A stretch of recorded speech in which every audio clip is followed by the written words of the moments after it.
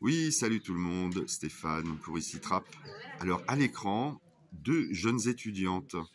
Alors jusqu'ici rien d'original, mais elles ont quelque chose d'un peu particulier, ces étudiantes. Alors, vous allez nous le dire.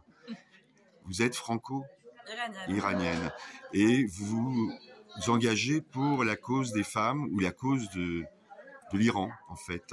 Exactement. Et là, on est au cinéma des 7 Mars où il y a eu une projection et je crois que d'un film. Et je crois que tout le monde s'est fait avoir. Tout le monde pensait que c'était un film progressiste, mais en fait, c'était un film de propagande. Et heureusement que vous étiez là pour décrypter. Alors, il y a une question il y a eu une question tout à l'heure sur le voile. Et certains confondent la lutte en France pour la liberté religieuse. Et enlever son voile en Iran, ça a une autre signification. C'est pas pour la liberté religieuse, c'est pour autre chose. Mais ça, c'est à vous de le dire. Oui, en fait, on demande la liberté religieuse aussi, tout simplement, en fait. Aujourd'hui, en France, on parle de choix, en Iran, on parle de choix également. C'est simplement qu'en Iran, l'islam est politisé.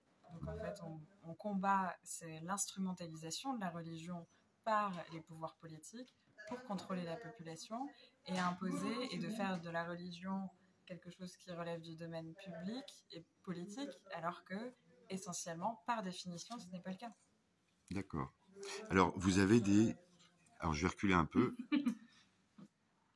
Alors, oui, c'est écrit en anglais. C'est ça. Vous êtes un mouvement étudiant de niveau... Enfin, vous faites partie d'un mouvement étudiant... On est une association de loi de 1901 qui s'appelle We Are Iranian Students et qui est composée donc d'étudiants français, iraniens et également franco-iraniens. Et on a pour objectif de mettre vraiment en lumière cette révolution iranienne et ce mouvement Femmes, Vie, Liberté avec un focus tout particulier sur la situation des étudiants en Iran qui sont aujourd'hui brutalement, violemment réprimés pour avoir défendu leur droit le plus basique qui est le droit à la liberté. D'accord. Et donc c'est ce qu'on essaye de faire à travers. Et cette révolution, on peut parler de révolution, est assez originale parce que c'est mené quand même par les femmes. Exactement, c'est la première révolution de l'histoire menée par les femmes dans un pays musulman au Moyen-Orient et soutenue par les hommes qui se battent à leur côté pour réclamer également les droits des femmes, parce que en fait, si la moitié de la population d'un pays n'a pas les mêmes droits que l'autre moitié, rien ne fonctionne. Alors justement, soutenu par des hommes iraniens, mais est-ce que vous êtes soutenu par les gouvernements occidentaux? Est-ce que vous vous sentez soutenu par l'opinion internationale?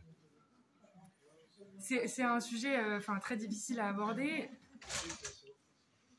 Ça dépend, je dirais, des gouvernements.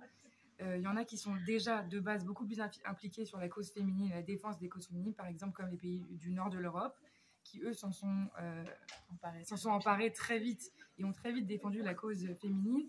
Après, ça reste un sujet très difficile pour les gouvernements européens, par exemple parce qu'on sait que le gouvernement iranien vend des drones à la Russie, qu'ils utilisent ensuite pour aller en Ukraine. C'est vraiment des sujets d'actualité dans lesquels sont impliqués la République islamique et différents groupuscules qui y sont affiliés à l'étranger. Donc c'est vraiment un sujet assez difficile pour les gouvernements à l'heure actuelle. On en attend un peu plus. On attend par exemple de nos gouvernements européens de prendre position et d'inscrire le corps des gardiens de la révolution islamique, qui est le bras armé du gouvernement actuel, à la liste des organisations terroristes de l'Union européenne.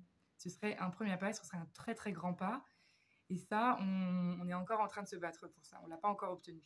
D'accord. Alors, qu'est-ce que vous attendez comme aide exactement? Par rapport d'un citoyen comme moi, par exemple? En fait, ce qui est important de souligner, c'est qu'aujourd'hui, effectivement, il y a pas mal de gouvernements qui ont pris position dans les paroles, symboliquement, en condamnant, ce qui est important. On a une résolution qui est passée à l'Assemblée nationale ici en France, une résolution qui a été adoptée au Parlement européen. Le Parlement européen, comme le nom l'indique, est le porte-parole des citoyens européens, dans laquelle cette résolution demandait le classement des gardiens de la Révolution dans cette liste terroriste, ce qui signifie que les citoyens européens souhaitent que cette mesure soit appliquée. Et également, à l'échelle de l'ONU, on a une commission d'enquête qui a été ouverte. Ces 3 pas-là étaient importants, mais ce sont des pas qui sont restés au stade de résolution, donc qui ne sont pas encore passés dans le domaine de l'applicable. Et c'est là-dessus qu'on se bat. Et donc, pour répondre à votre question, qu'est-ce que vous pouvez faire, vous, en tant que citoyen français, pour nous aider à rendre ces résolutions réels et qu'on les applique, c'est militer avec nous par tous les moyens que nos démocraties nous offrent, puisqu'aujourd'hui, si on peut militer, Sahar et moi, c'est aussi parce qu'on est française. Oui, et c'est en important qualité de de le dire. française qu'on milite, qu'on signe des pétitions, qu'on demande à nos élus... Qu'on saisit nos institutions nationales et européennes. Exactement, qu'on saisit nos institutions nationales et européennes, qu'on écrit à nos élus à travers des mails, à travers des lettres ouvertes, qu'on va manifester dans les rues et qu'on établit aussi des actions qui sont des actions qui visent à informer l'opinion publique. Toutes ces choses-là, on les fait parce que nous sommes françaises. Donc en fait, tout Français pourrait faire exactement la même chose que nous. Une ou toutes les actions, peu importe, mais en tout cas, ne serait-ce que de signer une pétition, c'est déjà un acte citoyen extrêmement important et on a besoin de votre aide. On n'y arrivera pas seul, donc tous les citoyens européens ensemble pourront changer la donne. Écoutez, chers amis d'Icitra, vous avez entendu le message. Alors, je vous ai même pas demandé votre prénom. Vous êtes Aïda. Et vous êtes étudiante en...